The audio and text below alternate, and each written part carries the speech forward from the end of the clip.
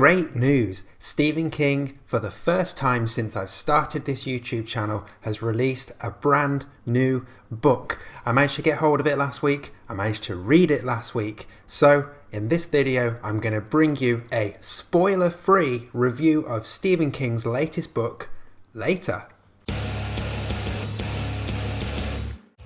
Hi everyone and welcome back to my channel. I'm Dave Musson, at Dave Musson on Instagram. And in this video, as I said in the intro, I'm reviewing Stephen King's latest book, Later, which was released just a few days ago, and I'm going to go through it in a spoiler-free fashion. If you're a fan of Stephen King, please do check out the rest of my channel. In my regular videos, I'm going through his bibliography one book at a time in chronological order and giving you 19 reasons to read each one. And every so often, I'll throw in a few different videos as well. My favourite is probably my top 10 Stephen King list. Do go and check that one out now. Okay, so I'm going to jump into this review, which I said is a spoiler-free one. And please bear with me because this is a bit of a different style to what I'm used to. So it might not be the best video, but it's certainly from the heart. And hopefully it will give you a sense of what this book is about and whether you might want to go and read it.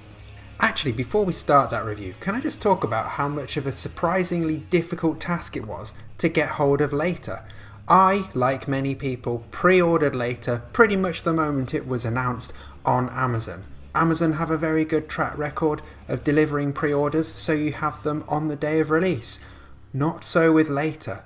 Like lots of people I saw on my Instagram feed, I got an email from Amazon saying that they weren't able to get hold of the pre-order and that it wouldn't be available for some time.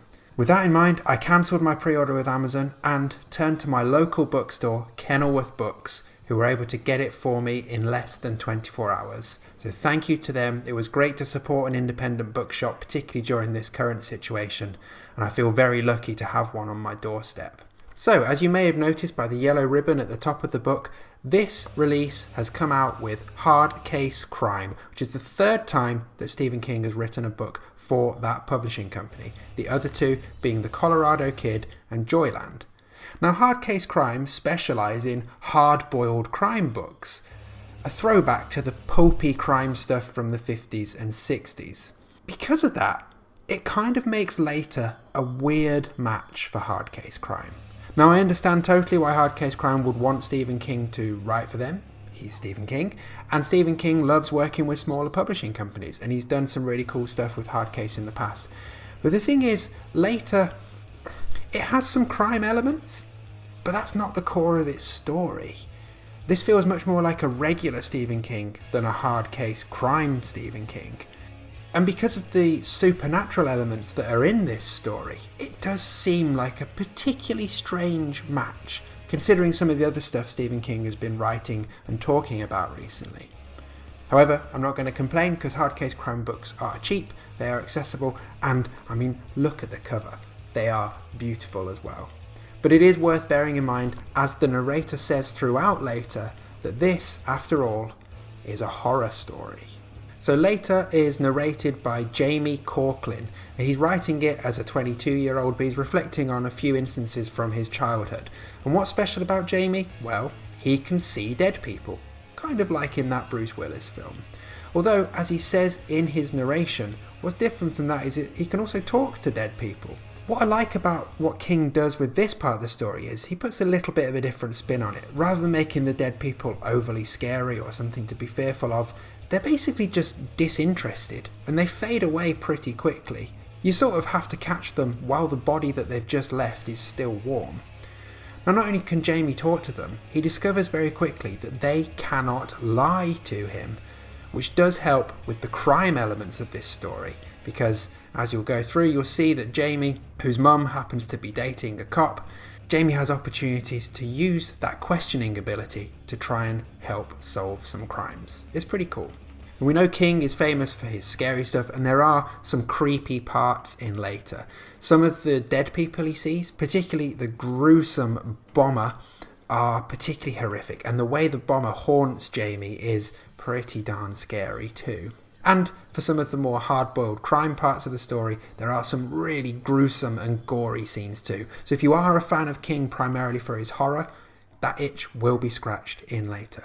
So I picked this book up on Wednesday afternoon of last week, and I sat down to start reading it at about 7 o'clock in the evening, and I ended up reading it all in one go. I was done by about 11 o'clock that night.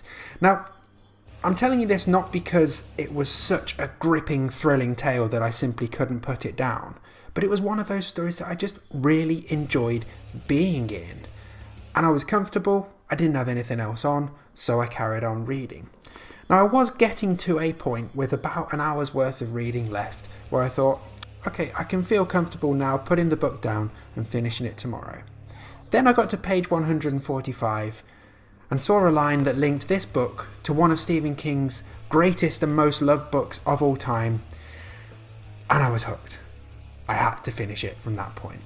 I've promised a spoiler-free review, so I'm not going to tell you what book it links to. But if you've read most of Stephen King, or certainly if you've read some of his big ones, and you've been paying attention, it will hook you in too. And I will make no apologies now. If you get to that point and you feel like, okay, I can't go to bed, I need to read the rest of it. It's going to happen. Sorry.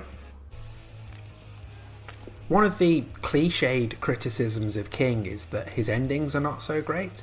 Now, the ending of this book, in terms of how the story wraps up, is pretty good. But then he jumps into this final chapter where there's this weird and somewhat unnecessary twist/revelation that really makes you go, oh, what? And it does kind of throw you out of the end of the story after what has come before it has been so strong and so interesting to follow through. You know, it feels like that last chapter could have done without it. And some of the things it hints at are weird at best, totally fucked up at worst. But it doesn't ruin the story, and I guess that's the key thing. And it's not a bad ending in any sense. It just kind of takes you out and, like I say, makes you go, what the fuck? So as King likes to do, there are a few connections and references to other King stuff in this work. There's the big one on page 145, which I'm not going to tell you any more about. There are a few 19 references. If you pay close attention to when Jamie has to unlock someone's phone, and when they're trying to get into a panic room as well, pay attention to the numbers that are used, add them up, and you'll get 19. There's also a mention of Shawshank Prison. There's classic King foreshadowing, and King even quotes himself. He has Jamie talking about books being a uniquely portable magic, which is a King quote, and he also talks about Jamie being afraid of there being a monster under the bed that might reach out and grab his ankles at any time, which again is something King has talked about in interviews himself. It's classic King in many ways, just giving those little nods to his fans to be like, I see you, here's something for you, there you go, enjoy. So while this is obviously a crime book, and there are some scary stuff in it as well, there are two parts of this story that don't really fit into either of those categories, but that really do elevate it from a pretty good Stephen King book to a very good Stephen King book. So the first of those is just some of the ponderings on what it is to be a good parent. This particularly struck with me because I am a parent, I've got a little boy, and I guess I wouldn't necessarily have been picking up on those had I been 10 years younger when I was reading this book. But I liked the fact that Jamie's mum, Tia, just talked to him like an adult and had a really fun relationship with him. And there was a couple of nice quotes in there that I just thought really struck to me as signs of good parenting. So Jamie talks about how a good mum knows what kids are afraid of. And also there's a line where we find out that when Jamie screws up, Tia's response is to say to him that you had a choice. And I think that's a really interesting way of approaching parenting. That was probably way too geeky and parenting focused for a Stephen King book review. But hey ho, it struck with me, so there you go. What really, really makes this book stand out though, and just reinforces how good Stephen King is at reflecting on childhood and how what you feel during your childhood really can change when you swap childhood for the adult version. Some of the writing he does in later where he is reflecting on childhood is really, really terrific. And there's a few quotes I wanted to pick out that won't give anything away from a plot point of view, but I just thought were beautiful pieces of writing. So bear with me. So I'm going to start with possibly my favourite on page 132, and this is an older Jamie than when we meet him at the start of the book, and just how he is in a situation where he wanted to say something to adults but felt like he couldn't. And this line in particular just I thought was excellent. Tell you what, the worst part of growing up is how it shuts you up. Another line I loved was on page 173, again reflecting on the differences between a small child and a young adult. Older taller, and maybe even wiser, but still that same person. We change and we don't. I can't explain it. It's a mystery.